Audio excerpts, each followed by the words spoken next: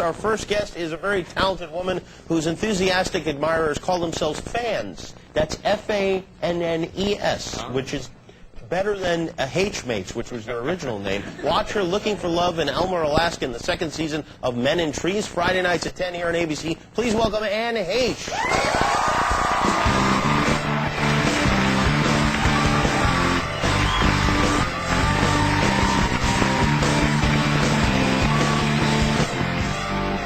Fantastic. Thanks for coming back. It's been too long. It really has. It's been really too long. The last time I talked to you was for an hour on a couch.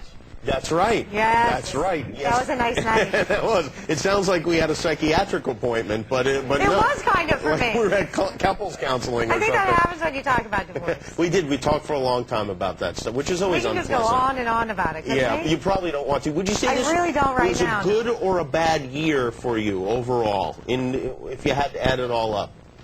Well, I don't know if you ever call a year of divorce a good year, you know, when you look back. But, I mean, also it was a year of falling in love, you know. Yeah. It was a good year for you.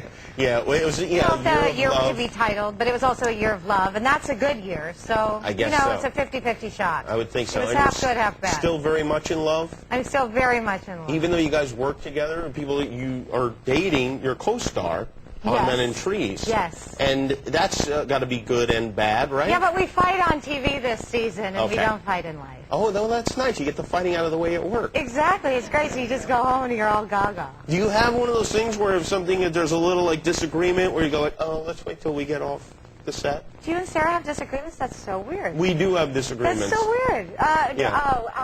Sure. Oh, you want to take your disagreements off the set, sure. You definitely do. Yeah. Sometimes. Although we haven't had one yet. You haven't. Well, that's good. I have disagreements in my other part of my life. Well, you have a little boy who's 5 years old. I sure do. His name's Homer, right? Homer. Heche, which is interesting because I just changed his name to that. Yeah. You just Heche. Heche? Isn't that what you said my fans called me before? I don't know. I said. You said Heche, which is like claymates. Heche. Do you know what claymates are? I don't. They're what are they? A certain breed of superhuman beings that follow Clay Aiken around everywhere he goes. And they will kill for him. I mean, literally, they would stab somebody through the heart. Really? I need those people. Fans. Well, I need them. You have rabid fans, right? Yes, but they're all loving and kind and generous and so are the Claymates. You know? Oh, they... But if you cross them, may God have mercy on your soul. I see. That's how they are. I think I'm going to have to talk to my fans about that tomorrow. Do you feel like your fans, again with an E at the end, and two N's, would they support you through anything? Like if you robbed a 7-Eleven, for instance. What I'm planning to do tonight. Would they be on your side? Would they stick with you? They do. That's a great thing to have. They do stick with me. No, it's incredible. How many the Jimmys stick with you? No, there aren't any. Yeah. The Jimmys? You talked about this before? Yeah, it turned out. The Jimmys with swords? We put up a website and no one signed up. No, they didn't come. Yeah, no, but I'll work on that for you. That is nice to have. I mean, it really is a nice thing to have. Are you kidding? It's fantastic. It's nice to have fans, yeah. Yeah, but let's talk about your show for a second. Okay. Because this show is set in Alaska, but it is. But it's not in Alaska. You shoot it in Canada, in Vancouver. It would be very cold to shoot a show in Alaska. It would be very, very cold. Yes. But you said last time you were here, if the show got picked up, you would visit. You'd not been to Alaska. Right. And you said you would go visit it if the show got picked up. Yes. Have you done that? No, I haven't. Were you lying? No, totally. You were? Okay. Yeah, sure. You're never going? No, I don't want to go there at all. No, I'll go. You know, I was in the middle of a divorce. Well, you don't go to Alaska. Like, I'm on vacation. No.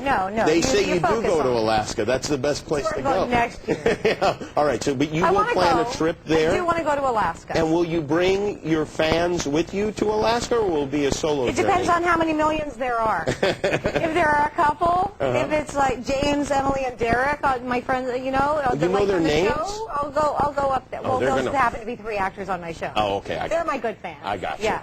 Now, so I'll take those fans with me. But if it's 20 million, well, maybe if it's 20 million, I could take them. I could rent a ship.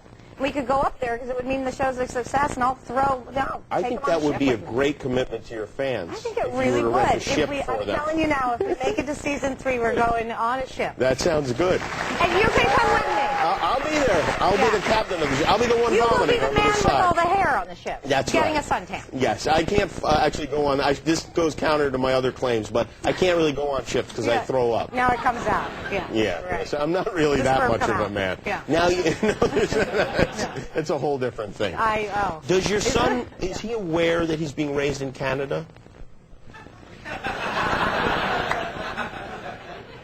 This is a whole different thing. I don't. He's a sweet boy, and he understands it's Canadian. Canadians are nicer in general. Totally. Right? Yes, which is why I fear coming down here. I know it's a stereotype. Like even now, they're hooting and hollering in a very, but not in an obnoxious way. Like Americans, like if you go. That's a 1. Like I'll give you an example. Yeah, 4. If we go like, anybody here from Chicago? We got an owl in the audience. That's a man in a tree. Is your son? Is he a good boy? He's a very good Canadian. He's not a terror on the set? Oh no, he's fantastic on the set. He kind of bosses everyone around. He kind of knows everything about the set. Goes into her makeup trailer, sits down, starts playing games. You know, gets everybody involved in games. Sits in the director's chair, yells action. He's like. Really? Oh, yeah. Next year I'll be running the show. Well, it sounds like things are going well for you, and I'm glad that you're a very nice person. Thanks. And we had a nice talk. I know, we really did. I know. I never thought that you and I would really hit it off. Yeah. But we have, really. Yes, we have. Do you know what's funny? I missed my whole show party because we were there, of course, you know, talking about the announcement of our shows, and I run into you in a bar, sit down on the couch, and I missed the entire party that's going on for my show downstairs. See that? You're like, what's up with that? You talked to Jimmy on air, man, not on our time. That is nice of you to sit there, and also tell the people that put the party together, thanks for inviting me. Well, Ed Heche, everybody, Men in Trees, on the ABC Network.